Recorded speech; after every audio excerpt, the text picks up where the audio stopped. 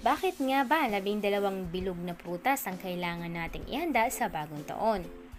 Ang bagong taon ay ang ikalawang pinakasikat na piyesta opisyal sa ating bansa at ang isang tradisyon na nating mga Pilipino para sa pagsalubong ng bagong taon ay ang paghahanda natin ng 12 o kung minsan nga 13 pa na mga bilog na prutas sa ating mesa.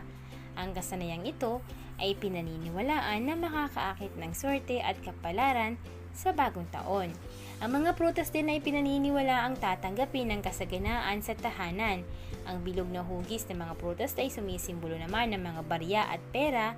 Sa gayon, ang pagkakaroon mo ng mga prutas sa bisperas ng bagong taon ay isang tanda ng kasaganaan at prosperidad para sa sambahayan. At ang bilang 12 ay kumakatawan sa bawat buwan sa isang taon. Kaya naman narito ang ilan sa mga swerteng prutas na dapat mong ihanda or pagpilian na ilagay sa iyong mesa sa bagong taon.